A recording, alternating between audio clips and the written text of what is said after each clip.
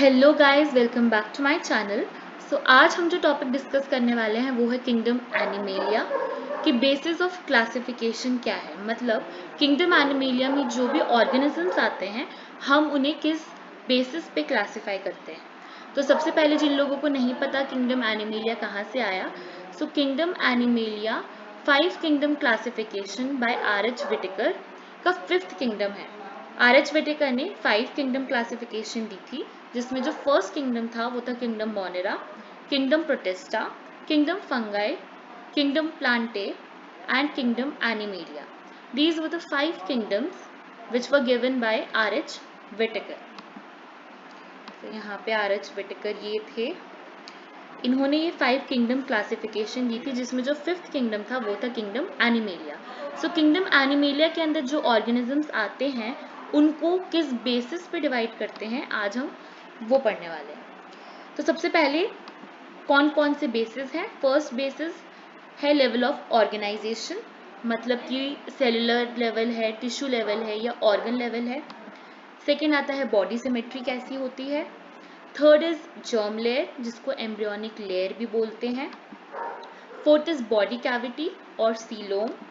Fifth is segmentation, किस type की segmentation present है उन एनिमल्स में। सिक्स्थ इज प्रेजेंस और absence of notochord. Seventh is digestion, कैसा डाइजेशन है, डाइजेस्टिव सिस्टम कैसा है, वेदर इट इज कंप्लीट और incomplete. Eighth is circulatory system, किस टाइप का सर्कुलेटरी सिस्टम होता है। Ninth is development, weather there is direct development और indirect development. Tenth is fertilisation, तो फर्टिलाइजेशन इंटरनल होती है या एक्सटर्नल होती है। तो इन बेसिस पे सारे ऑर्गेनिजम्स को डिवाइड किया गया है किंगडम एनिमेलिया में। तो अब हम वन बाय वन इन सारे बेसिस ऑफ क्लासिफिकेशन को डिस्कस करेंगे। The first basis is level of organisation. Level of organisation के अंदर सबसे पहले आता है cellular level of organisation. Cells are present as loose aggregates, they are present at distance. तो जिन जिन ऑर्गेनिजम्स में सेलुलर लेवल ऑफ ऑर्गेनाइजेशन होती है उनमें जो सेल्स होते हैं वही सारे फंक्शंस परफॉर्म करते हैं। वो एक दूसरे से किसी डिस्टेंस पे प्रेजेंट होते हैं और उनका एक पर्टिकुलर रोल होता है जो वो प्ले करते हैं। तो इसका एग्जाम्पल है फाइलम पॉरीफेरा। उसके बाद आता है tissue level of organisation. Tissue क्या होता है? Tissues are formed when similar cells are arranged together to form a particular function. जब सिमिलर टाइप के सेल्स आपस में एकदम अरेंज हो जाते हैं और एक पर्टिकुलर फंक्शन को परफॉर्म करते हैं उसे हम टिश्यू बोलते हैं। तो किसी किसी ऑर्गेनिज्म में टिश्यू लेवल ऑफ ऑर्गेनाइजेशन होती है, जैसे आता है हमारा फाइलम सीलेंट्रेटा, जिसको हम नाइडेरिया भी बोलते हैं। तो यहाँ पे आपको पॉरीफेरा दिख जाएगा and here is Cnidaria. Porifera में क्या होता है? सेलुलर लेवल ऑफ ऑर्गेनाइजेशन, और सीलेंट्रेट्स में होता है टिश्यू लेवल ऑफ ऑर्गेनाइजेशन। इसमें थर्ड लेवल ऑफ ऑर्गेनाइजेशन जो है वो आता है organ level of organisation. Organ क्या होता है? Organs are formed when similar tissues are arranged together to form a particular function. A group of organs which together form a particular function is called an organ system. Cells से बनी tissues से बनता है organ, और organ जब इकट्ठे होते हैं तो हम उसे ऑर्गन सिस्टम बोलते हैं। जो ऑर्गन लेवल ऑफ ऑर्गेनाइजेशन है उसमें क्या होता है? सिमिलर टिश्यूज अरेंज होते हैं, एक ऑर्गन को फॉर्म करते हैं और वो ऑर्गन एक फंक्शन प्ले करता है। और जब इकट्ठे 3-4 ऑर्गन होते हैं वो किसी पर्टिकुलर फंक्शन को किसी भी ऑर्गेनिज्म में परफॉर्म करते हैं तो उसे हम ऑर्गन सिस्टम बोलते हैं। तो ऑर्गन लेवल ऑफ ऑर्गेनाइजेशन कहाँ देखने मिलती है? It is seen in phylum platyhelminthes. Platyhelminthes आपको पता होगा, फ्लैट वॉर्म्स को बोलते हैं प्लैटीहेलमिन्थस। ओके, यहाँ पे हमारा first level of basis of classification खत्म होता है। Now the second basis of classification is body symmetry. तो सबसे पहले सिमेट्री क्या होती है? Symmetry means dividing into 2 halves. किसी भी चीज को 2 इक्वल हाफ्स में डिवाइड करना, इसी को हम सिमेट्री बोलते हैं। जैसे यहाँ पे एक सर्कल है, हमने इसको एक ऐसी लाइन पास की है जो इसकी सेंट्रल एक्सिस से पास करती है, तो इसे हम बोलेंगे सिमेट्री। सिमेट्री किस किस टाइप की हो सकती है? एसिमेट्रिकल मतलब ए मतलब एब्सेंट, तो मतलब जिन ऑर्गेनिजम्स में कोई भी सिमेट्री नहीं मिलती। Any plane that passes through the center of the organism does not divide the organism into equal halves.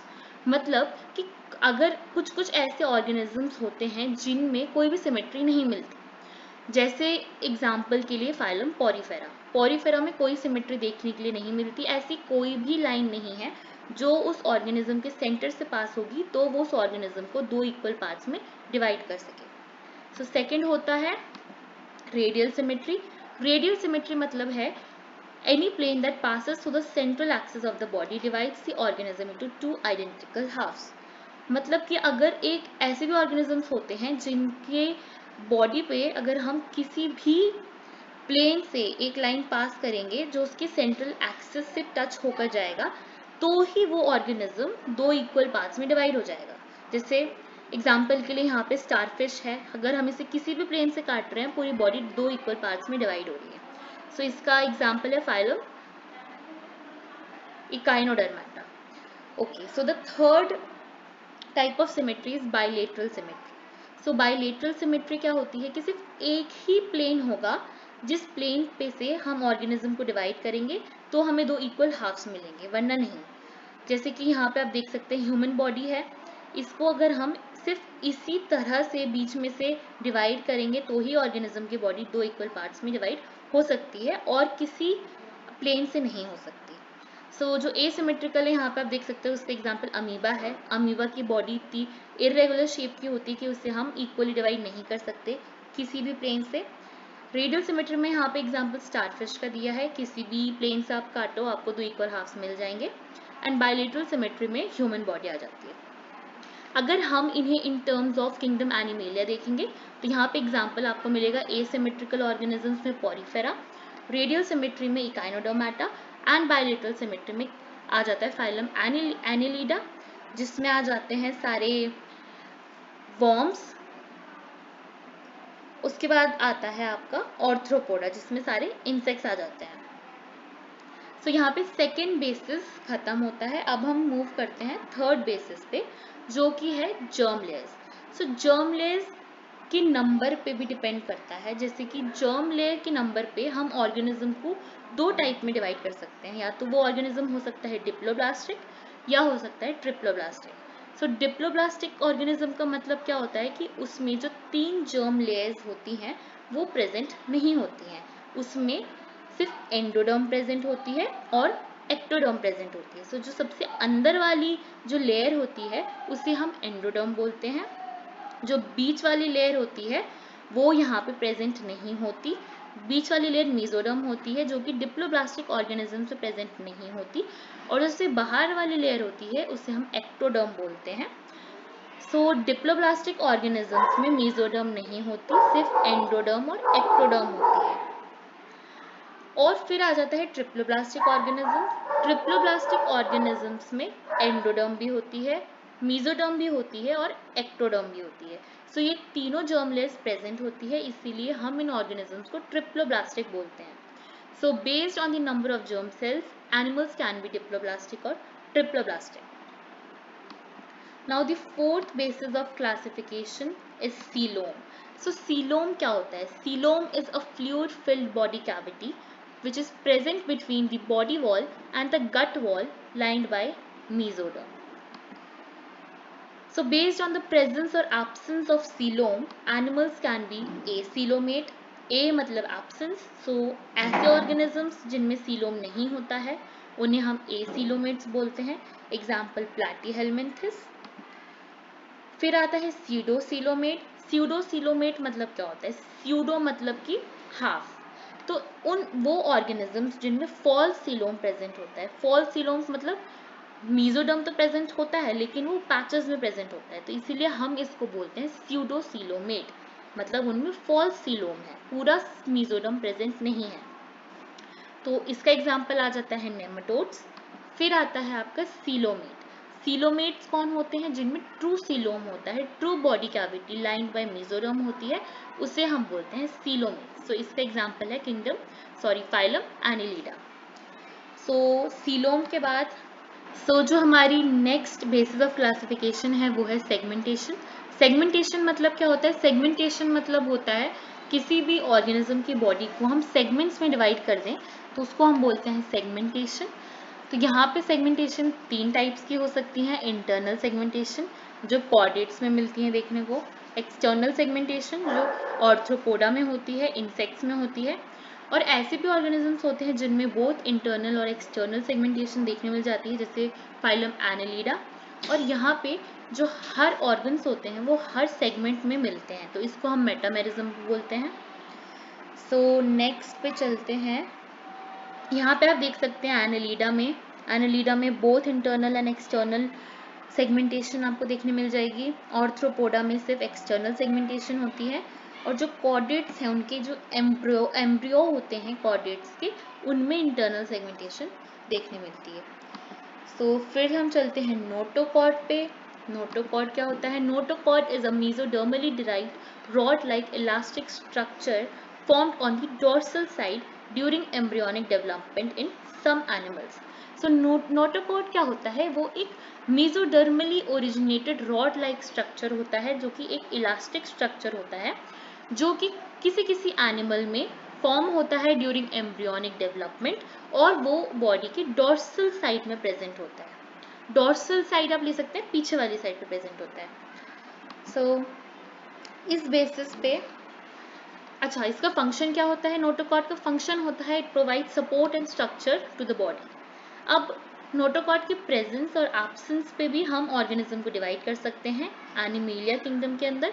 Presence of notochord मतलब उन एनिमल्स को हम बोलते हैं कॉर्डेट्स, और अगर नोटोकॉर्ड एब्सेंट हो तो उन्हें हम बोलेंगे नॉन कॉर्डेट्स। सो इनके एग्जाम्पल्स भी हैं। ओके, सो नेक्स्ट आता है हमारा डाइजेशन। डाइजेशन या तो किसी ऑर्गेनिज्म में एब्सेंट हो सकता है या इनकम्प्लीट डाइजेशन हो सकता है। इनकम्प्लीट डाइजेशन मतलब या तो उस ऑर्गेनिज्म में सिंगल ओपनिंग है जो कि एक्ट करती है as mouth as well as anus. So इसका एग्जांपल है प्लैटीहेलमिन्थस। और फिर आता है कंप्लीट डाइजेस्टिव सिस्टम, जिसमें 2 ओपनिंग्स होती है। एक ओपनिंग होगी माउथ के लिए और एक ओपनिंग होती है एनस के लिए। Example humans and earthworm. तो इस डायग्राम में आप देख सकते हैं इनकम्प्लीट डाइजेस्टिव सिस्टम। ये डायग्राम है प्लैटीहेलमिन्थस का। यहाँ पे आप देख सकते हैं माउथ एंड एनस दोनों ही सिंगल ओपनिंग है। और कंप्लीट डाइजेस्टिव सिस्टम में ये एक अर्थवर्म का डायग्राम है। यहाँ पे माउथ अलग है और एनस अलग है। सो बेस्ड ऑन दिस हम एनिमल्स को डिवाइड कर सकते हैं whether they have incomplete digestive system, complete digestive system, और डाइजेस्टिव सिस्टम इज एब्सेंट। और डाइजेशन में एक और चीज़ आ जाती है, ये भी हम कभी कभी मेंशन कर सकते हैं, whether the digestion is intracellular और एक्स्ट्रासेलुलर। इंट्रासेलुलर मतलब कि वो डाइजेशन सेल के अंदर हो रहा है साइटोप्लाज्म में, और एक्स्ट्रा सेलुलर डाइजेशन मतलब कि डाइजेशन सेल के बाहर हो रहा है। Now the next basis of classification is circulatory system. तो सर्कुलेटरी सिस्टम या तो ओपन हो सकता है। ओपन सर्कुलेटरी सिस्टम का मतलब क्या होता है? ओपन का मतलब होता है blood is pumped out from the heart and the cells and tissues directly bathe in it. मतलब कि वहाँ पे कोई ब्लड वेसल्स नहीं होती, ब्लड ऐसे ही डायरेक्टली ऑर्गेनिज्म की पूरी बॉडी में फ्लो करता है, जिससे कि सारे सेल्स और टिश्यूज डायरेक्टली ब्लड में डूब जाते हैं। तो ऐसा किस में होता है? ऐसा कॉकरोच में होता है। जैसे आपने अगर कभी कॉकरोच देखा होगा तो उसके अंदर वाइट कलर का जो निकलता है वो एक्चुअली उसका ब्लड होता है, तो उसमें कोई भी आपको ब्लड वेसल्स वगैरह नहीं मिलेंगी। तो इस टाइप के सर्कुलेटरी सिस्टम को हम ओपन सर्कुलेटरी सिस्टम बोलते हैं। नेक्स्ट टाइप का होता है close circulatory system. Close circulatory system मतलब क्या होता है? Blood is circulated through blood vessels such as arteries, capillaries and veins. So closed circulatory system मतलब होता है कि बॉडी के अंदर ब्लड वेसल्स होती हैं जो कि ब्लड को कैरी करती हैं। ब्लड वेसल्स आपको पता ही होगा, यूजली 3 टाइप्स की होती है, आर्टरीज, कैपिलरीज एंड वेन्स। सो इस टाइप का सर्कुलेटरी सिस्टम आपको कहाँ देखने मिल जाएगा? ह्यूमंस में। We all have close circulatory system. Okay, so इसके इन 8 बेसिस ऑफ क्लासिफिकेशन के अलावा हम ये भी देख सकते हैं कि वो एनिमल ओविपेरस है या विविपेरस है। ओविपेरस मतलब कि वो एग लेइंग है, वो एग्स ले करता है। विविपेरस मतलब कि वो डायरेक्टली अपने यंग वंस को बॉर्न करता है, एग फॉर्मेशन नहीं होता वहाँ पे। एक ये भी क्राइटेरिया होता है एनिमल्स को डिवाइड करने का। सो ओवरऑल हमने ये देखा कि कुछ कुछ हमने सिमिलैरिटीज और डिससिमिलैरिटीज सेट की हैं, उसके अकॉर्डिंग हम एनिमल्स को किसी किसी फाइलम में, सब फाइलम्स में डिवाइड करते हैं। सो ये थे सारे basis of classification of kingdom animalia. In the upcoming videos, we will study about the different phylums which are in kingdom Animalia. So I hope आपको ये basis of classification समझ आए होंगे. Do give your comments and reviews in the comment section. Thank you for watching.